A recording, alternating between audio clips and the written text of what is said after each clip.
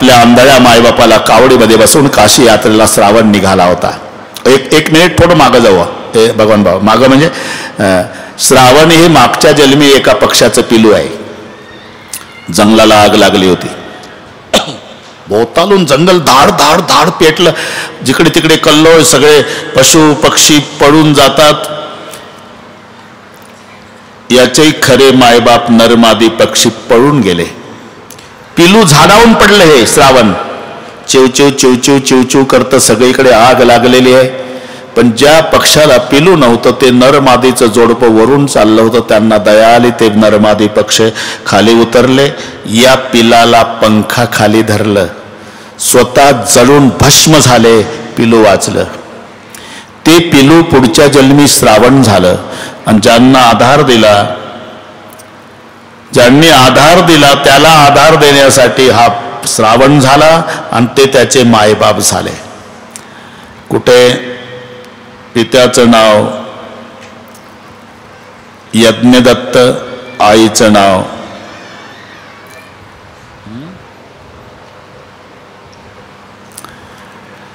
दोन आले. तृष्णा ऋषी, यज्ञदत्त. क्षुद्री माता दोन प्रवाद आहे. वाटल ते घ्या. जन्मांध आहे. यज्ञदत्त आणि क्षुद्री माता या आंधळ्या मायबापाला कावडीमध्ये बसून काशी यात्रेला श्रावण निघाला. तहान लागली म्हणून मायबाप म्हणाले, बाळा पाण्या वाचून प्राण जातो. घटना मध्यरात्रीची तावड लटकून दिली कावड आणि श्रावण पाण्याच्या शोधार्थ तिथे आला जिथे राजा शिकारीला टपून बसला आहे. रात्रीचे 12 वाजलेले. शांत वातावरण आहे. याला घाई झाली. मायबाप तहानलेले असल्यानं घाईनच उतरला गुडघ्या इतक्या पाण्यात. कमंडलू बुडवला. राजाच्या लक्षात आलं कोणीतरी पशु पाणी प्यायला उतरलं. लक्षवेधी बाण मारण्यात तरबेज. राजा सू सू सू बाण सुटला राजाचा. श्रावणाच्या मरमी लागला. श्रावण दाट दिशी खाली कोसळला. कमरेपासून अर्धा पाण्यात पडला, अर्धा जमिनीवर उलटा पडलेला श्रावण. वक्षस्थळात फसलेला बाण ताकद लावून उपसला, फेकला बाजूला. ते छातीतून रक्त उतरलं. पाणी काठाचं तांबडं झालं. पाय झटकतोय. गोरा पान श्रावण, काळ्या कुरळ्या जटा विखुरलेल्या. कमंडलू आडवा झाला होता डोंगरे महाराज. तरी राहिलेलं भांड्यातलं अर्ध पाणी ते जखमी लेकरू मूठ आवळू आवळू भांड धरतय. पण हे शब्द राजाच्या कानी. जुनी मंडळी बरीच बसलेली आहे. पूर्वी ही कविता होती ना श्रावण बाळाची. शराला तो धावून आला काळ, निव्वळला सावन बाळ. हे आई ग दीर्घ फोडून हात, तो पडला जाऊन झोप. येई राजाच्या श्रवणी करुणावाणी, हृदयाचे झाली. मानवाची हत्या. येऊन पाहतो राजा गोरा पान श्रावण आणि लक्ष गेलं. वाकून नमस्कार राजाने केला. विचारलं, कोण रे बाळ? तुम्ही सांगा कोण? मी अयोध्येचा राजा दशरथ. ऐकून होतो महाराज खूप पराक्रमी आहात म्हणून. काय पराक्रम गाजवला राजा? एका आंधळ्या मायबापाचा आधार संपवला. राजा माझा प्राण जातो यासाठी रडत नाही मी. असा नियम आहे राजा. मायबाप लेकराचं संगोपन करतात, लये पुरवतात, कोड कौतुक करतात. मला ते भाग्य नाही रे राजा. कारण माझे मायबाप आंधळे, दोघालाही दिसत नाही. लेकरासारखे सांभाळले रे राजा. सकाळी ते उठायच्या आधी मी उठायचो, दिसत नाही. देहधर्माला न्यायचो, हाताला धरून खड्ड्यात पडतील काळजी घ्यायचो. आंघोळ्या घालायचो, 5 घरं कोरडं पीठ मागायचो, भाकरी थापायचो. मायबापाला जेव घालायचा, अंथरून पांघरून संध्याकाळी पाय चपायचो झोप लागेपर्यंत. मग त्यांच्या शेजारी झोपायचो. एक दिवस पाय चपत होतो ना राजा. मायबाप म्हणाले, बाळा एक इच्छा आहे. या जन्मी आम्हाला काशीच्या विश्वनाथाचं दर्शन व्हावं. कावड तयार केली. राजा बसवले. मायबाप निघालो. तहानलेले आहे. त्यांच्यासाठी पाण्यासाठी इथे आलो. घात केला राजा. मम माता रे माय बाप तहानलेले, तरु खाली असेल बसले. काशीला चाललो तीर्थयात्रा. आताही मी सुखानं प्राण सोडतो राजा. काशी विश्वनाथाचं दर्शन मायबापाला होत नाही याचं दुःख नाही. माझा प्राण तुझ्या हातून जातो याचं दुःख नाही. दुःख त्या गोष्टीच आहे राजा. आंधळे आहे, तहानलेले आहे, झाडाखाली बसलेले आहे, बिना पाण्याचे पाय घासू घासू मरतील राजा. आताही जर मला वचन देत असतील तुझ्या मायबापाला पाणी पाजेल म्हणून मी सुखानं प्राण सोडतो. राजा रडला. चुकलं बाळा, मी तुझ्या मायबापाला पाणी पाजेल पण मला क्षमा कर. मी क्षमा केली राजा. मरताना सांगतो माझे आंधळे मायबाप तुला क्षमा करणार नाही. पण झालं, मरून पडलं लेकरू. तो कमंडलू घेतला, पाण्यानं भरून त्या पाऊल खुडावून राजा गेला. आंधळे मायबाप कावडीत बसून होते. 50 फुटावर राजा दशरथ उभा आहे. दशरथ राजा बोलत नाही, त्यांना दिसत नाही. हा का बोलत नाही? पाणी घ्या म्हणाव तर बदललेला आवाज ओळखतील, विचारतील तू कोण आहे? मला सांगावं लागेल अयोध्येचा राजा दशरथ आहे, तू का पाणी घेऊन आला? काय उत्तर देऊ? बराच वेळ झाला. आता माय जास्त हळवी असते भगवान बाबा. आंधळी माय आंधळ्या बापाला म्हणाली, बऱ्याच वेळच गेलं लेकरू पाण्याला, जंगल भयानक दिसतंय, वाघाच्या डर काय ऐकायला येतात, काही कमी जास्त तर झालं नसेल आपल्या बाळाचं. राजे ते ऐकतोय आणि तो आंधळा बाप म्हणतो, असं अभद्र कसं बोलतेस तू? आपण काशी विश्वनाथाच्या दर्शनाला चाललो आणि आपलं गुणाचं लेकरू आपल्या खांद्यावर बसून घेऊन चाललं. असं माय बापाला विश्वनाथाचं दर्शन घडवणाऱ्या गुणलेकराचा सांभाळ काशीचा विश्वनाथ करणार नाही का ग? अहो मलाही तसंच वाटतं हो, मी माय आहे त्याची, पण बराच वेळ झाला म्हणून म्हणते. तसा तसा राजा रडतोय. आता कळून चुकलं, जगात आपलं लेकरू नाही. श्रावणा, अपरात्री पाण्याला पाठवला म्हणून रुसला का माझा राजा? आता नाही रे त्रास देणार. पाणी मिळालं नसेल तसंच वापस आहे बेटा. आता पाणी प्यायची इच्छा नाही, विश्वनाथाच्या दर्शनाची इच्छा नाही. एकच इच्छा आहे, आमचा आंधळ्याचा मायबाप, आमचा श्रावण मरायच्या वेळी आमच्या जवळ असा. आणि जो आक्रोश सुरू केला, श्रावणा श्रावणा, सगळे बळ एकवटलं, दगडाला पाजर फुटल असा आक्रोश आंधळ्या मायबापाचा रात्री 12ला. श्रावणा नाही आवरलं, झपाझप पावलं टाकत राजा दशरथ पुढे आला. मायबाप पाणी घ्या. बदललेला आवाज ओळखला. कोण आहात तुम्ही? पाणी घ्या म्हणणारा कोण आहे? बोलत का नाही? अयोध्येचा राजा दशरथ आहे मायबाप. दशरथ तू का पाणी घेऊन आला? आणावं लागलं. म्हणजे या भयानक जंगलात माझ्या निरपराध लेकरावर हिंस्र पशूने हल्ला केला की काय? नाही मायबाप, जंगलातल्या पशुला दया असते. त्याच्यापेक्षा खालच्या दर्जाचा पशु, निर्दयी पशु, अयोध्येचा पशु, त्या पशुचं नाव दशरथ आहे. त्या दशरथ नावाच्या जनावरानं मारलं लेकरू तुमचं. राजा, अरे मायबापाच्या कमरड्यात बुटा भरल्या लाता घालणारे लेकर जन्माला आलेत राजा. अरे श्रावण नात्यानं मुलगा होता रे, पण आधारानं आमचा आंधळ्याचा मायबाप होता. आमचा मायबाप मारला पुन्हा तोंड दाखवायला आला. फेक पाणी. पाणी पिणार नाही, प्राणही ठेवणार नाही राजा. पण लक्षात ठेव, आम्ही आमच्या श्रावणाच्या वियोगानं मरतो, तू तुझ्या पुत्राच्याच वियोगानं मरशील. जसा आता आमचा श्रावण पाणी पाजायला नाही, मरायच्या वेळेला तुझं एकही पोर पाणी पाजणार नाही. आणि मेला ते आंधळे मायबाप. एकत्रित चिता तिघाची दहन विधी करून राजा दशरथ अयोध्येत पहिल्यांदा माय कैकेयीच्या महाली आतून लावली कडी. इतका रडला राजा. कैकेयीने विचारलं, का रडता? अब का रडता पतिदेव? जंगलातून जिवंत वापस आलो म्हणून रडतो देवी.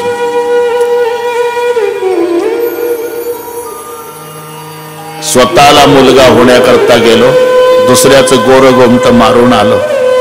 कैकेयी, ते मेलं ना लेकरू, त्याचे आंधळे मायबाप तडफडून मेले. पण नुसतं नाही मेले, मला शाप देऊन मेले. तू तुझ्या पुत्राच्याच वियोगानं मरशील म्हणाले. हे फक्त कैकेयी जवळ सांगितलं बाबा. आणि त्या दिवसापासून कैकेयी या घटनेचा अभ्यास करत होती. माझ्या पतीला शाप आहे, पुत्राच्या वियोगानं मरशील. म्हणजे श्रावण आधी मेला म्हणून त्याचे मायबाप मेले, तसा शाप असेल तर माझे पुत्र आधी मरतील आणि मग राजा दशरथ मरल आणि पुत्र तरुण मेल्यावर माझ्या सुना विधवा होतील. शापच खरा करून दाखवायचा आहे ना. मग एक करील मी, ज्या लेकरावर जास्त प्रेम असेल त्यांना वनवासात हाकलून देईल. म्हणजे वियोगानं मरशील असा शाप आहे. त्या पुत्राच्या वियोगानं राजा दशरथ मरल, त्या आंधळ्यांचा शाप खरा होईल. राजा दशरथ मेल्यावर आम्ही तिघी जणी म्हाताऱ्याच आहोत. आम्ही विधवा झालं तरी चालल, पण माझ्या 4 तरुण सुना विधवा होऊ देणार नाही. ज्याच्यावर जास्त प्रेम त्याला मी वनवासात हाकलून देईल. एक होईल ना. या कैकईला चंद्र सूर्य असेपर्यंत समाज शिव्या घालल, मी चंद्र सूर्य असेपर्यंत समाजाच्या शिव्या खाईल, पण तरुण सुना विधवा होऊ देणार नाही. हेतू पुरस्कर वनवास आहे. हा बस. विभांडकाचे पुत्र शृंग ऋषीला पाचारण केलं. शृंग ऋषीच्या द्वारा यज्ञाचं आयोजन केलं. अंतिम आहुति यज्ञ कुंड में डाले गए तो यज्ञ नारायण प्रकट हो गए. सभी ने जय जयकार किया.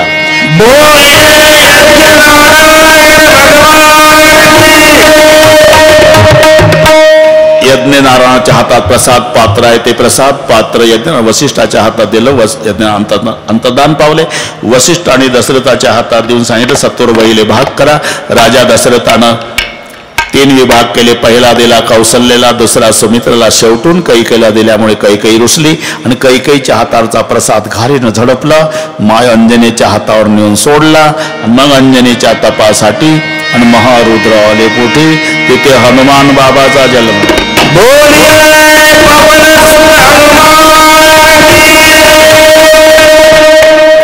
आता थोडस बरं का, थोडस भगवान बाबा तुम्हाला आनंद वाटेल. अर्धा प्रसाद नंतर मग कैकेयीला 2 पुत्र सांगितले. पण या रामायणात सुमित्रेला 2 आहे, कारण आणे पद्धतीत वाटप झाला. 8 आणे 2 भाग केले. दिला 8 आणे प्रसाद. कौशल्याला राहिला 8 आणे, त्याचे 2 भाग केले. 4 आणे प्रसाद दिला. कैकेयीला राहिला 4 आणे, त्याचे 2 भाग केले. 2 आणे प्रसाद कौशल्याला, 2 आणे प्रसाद कैकेयीला. आणि दोघीलाही प्रसाद दिला. राजा दशरथ म्हणला तुम्ही दोघेही तो 2 आणे सुमित्रेला द्या. सुमित्रेनं दोघीचा प्रसाद 2 हातावर घेतला. सुमित्रा प्रसन्न होऊन म्हणाले कौशल्ये कैकेयी, तुम्ही दोघींनी मला प्रसाद दिला. भगवंत करो मला 2 पुत्र हो. आणि जर झाले ना ग ताई, तर एक मुलगा तुझ्या प्रसादाचा मोबदला म्हणून तुझ्या मुलाच्या सेवेत लावील आणि एक मुलगा तुझ्या मुलाच्या सेवेत लावील. शत्रुघ्न लक्ष्मण सुमित्रेला, शत्रुघ्न लावला भरताच्या सेवेत, लक्ष्मण रावला रामाच्या सेवेत. बस हे वाटप. वादात शिरू नका, बस कामापुरतं. मला थोडीशी मजा सांगतो. ह्या दोन्ही अप्सराच आहे. जिनं प्रसाद उचलला कैकेयीच्या हातावरचा ती अप्सराच आहे. अंजना माय अप्सरा आहे. अंजना गौतम ऋषीची मुलगी आहे. गौतम आणि अहिल्या यांना 2 मुलं आणि 1 मुलगी. मोठा मुलगा चिरकाली, दुसरा मुलगा शतानंद आणि ही मुलगी अंजना, मारोतरावची मम्मी अंजना. चिरकाली नंतर तो आपल्या आईला अहिल्याला 62 तीर्थ करायला घेऊन जातो. शतानंद राजा जनकाच्या दरबारात पुरोहित होतो. हे गौतमाचे मुलं. अंजना केशरीला दिली. केशरीला 2 बायका आहे, अंजना आणि आद्रिका. आद्रिकेला 1 मुलगा आहे आद्रीनाथ. केशरी पुढे दक्षिणेकडे निघून गेला. अंजना माहिती नाशिक जवळचा पर्वत, तिथे तपाला. केशरी निघून जातो. तिथे रामाच्या सैन्यात पुढे तो सेनापती झाला होता केशरी. अंजना मातेनं तपश्चर्या केली. वायुदेव प्रसन्न झाले. काय पाहिजे? तुमच्यासारखा बलवान पुत्र माझ्या पोटी जन्माला यावा. ही अंजना अप्सरा होती. कुंडा कुत्सला तिचं नाव. आणि घार झाली ते सुवर्चशा. स्वर्चशा नाम स्वर्गीची देवांगणान ब्रह्मशापे जाना घारी झाली. मग पिंड घारीने झडपला ना अंजनी तो बजावते. हे वाढत राहतं प्रकरण. आपलं एवढंच ठेवा लक्षात. वारा प्रसन्न झाला. त्यानं आशीर्वाद दिला. बलवान पुत्र होईल तो हनुमान. म्हणून नावं 2 आली. अंजनीचा मिस्टर केशरी असल्यामुळे नाव केशरी नंदन आलं आणि वायुदेवाच्या कृपेनं झाला म्हणून पवनपुत्र. हे दोन्ही बरोबरच आहे. कोर्टात जाऊ नका, हे मी सांगतो का बस. वेल्डिंग केशरी नंदन, पित्याचं नाव केशरी. वायुदेवाच्या कृपेने झाला म्हणून पवन सूत हनुमान की जय. जमला आता. आता अस्ति गरोदर तुझ्या कांता धर्मशास्त्राचे डोळाय पुसावे त्यांचे पूर्वाय म्हणून सगळे झालं. तिथ्यानी लाईन लावली. तिथ्यानी 15 तिथ्या. प्रत्येक तिथी म्हणायची आमच्यात प्रगट व्हा, आमच्यात प्रगट व्हा, आमच्यात. प्रभूनं नवमीचाच स्वीकार केला. कारण 9 हा पूर्णांक आहे, स्वतंत्र अंक आहे. 9 पेक्षा मोठा अंक जगात नाही. काय म्हणतील 10 नाही का? आहे, पण शून्याचा पाठिंबा घेऊन 10 झालं. असं कोणाच्या पाठिंब्यावर कोणी मोठं होईल? शून्यानं घेतला पाठिंबा काढून तर एकचे काय हाल होईल? म्हणून जगातला स्वतंत्र मोठा आकडा 9 आहे आणि त्याला कुठेही फिरवा तो स्थिर आहे. घरी गेल्यावर फिरवा. 9 2 18, 8 1 9 27, 7 2 4 36, 6 3 9 5 45, 5 4 9 6 54, 4 9 5 9 63, 6 3 9 8 72, 7 2 9 9 81, 8 1 9. सरळ नाही, आडवा लावा. 9 2 18, 8 1 18, 36, 6 3 9 36 2 72, 7 2 9 72, 144, 4 अधिक 4 अधिक 1 बरोबर 9. रात्रभर कागद काळे करा, मला उद्या मोबाईल करा. तुलसी कही स राम, तुलसी कही स राम को क्यों न भजत निशंक, आदि अंत में एक है जैसा 9 का अंक. म्हणून तिथी 9 जय जयकार झाल्यावर बसल्या जागेहूनच फुलं टाकायची आहे पाळण्याच्या दिशेनं, बरं का. आणि मग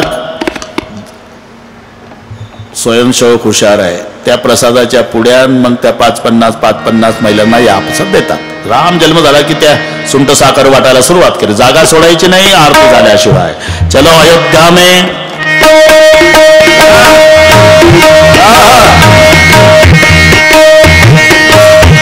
पाळण्याच्या दिशेनं तो पाळणा कौशल्य माईच्या पार्टीला आहे. तुम्हाला काय करायचं? पाळण्याचं काम इकडे आहे का? बरोबर ठेवला तो. सगळ्या कौशल्य तिकडे बसले.